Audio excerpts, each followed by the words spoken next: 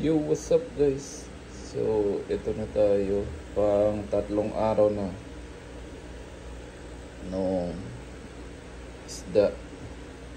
So, ang ginawa natin dito, napansin nyo yan, medyo ano yun, diba? Parang nagmumoist. Binago natin yung set noon. Ginawa nating 28 yun, diba? Dati. Ginawa nating 29. So, nagdagdag lang tayo ng 1 dun sa temperature niya kasi parang mas gusto niyang medyo mainit ng konti. So ayan, so ito siya malikot. Ayoko nung ganyang malikot, gusto ko yung naka-steady lang siya. Yan, nagbabackflip, backflip siya, pero masasanay yan sa akin, sasanayin natin yan. Bali tuturuan natin ng ano to, deportment. Pero itong yung kulay niya, yan, bumalik na sa dati. Pero parang siya sa akin lang. Red, tapos yellow. Parang tutong. Yan. Ewan ko lang sa camera kung kita ba. Pero para sa akin, red and orange na Parang orange. Red and orange, yan. Yan, so bali yung cook niya bumalik na siguro mga 80% pa lang to. Yan, hindi ganito yung picture niya nung nakita ko, medyo malaki pa ng konti, so mga 80% pa lang yan.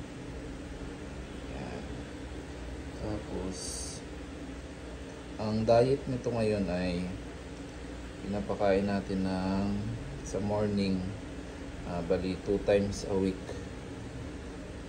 Nagla-live ako sa morning 2 times a week. Tapos pellet na. Ang ginagamit kong pellet na diet nito ay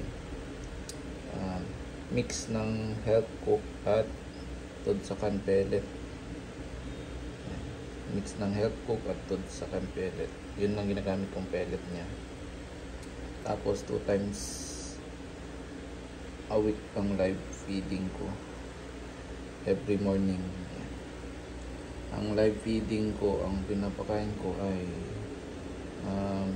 pwedeng chubby worm or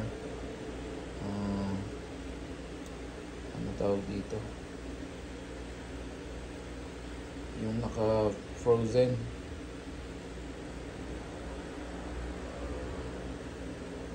yung tawag doon, nakalimutan ko. Basta yun. Hindi pa ako nag-shrimp, pero bala ko siyang i-shrimp kapag sobrang tigas talaga sobrang tigas palaki ng ulo niya. Pero sa ngayon, okay naman siya. Makikita ko naman yung improvement sa ulo niya, so okay lang yung pinapakain ko. Okay,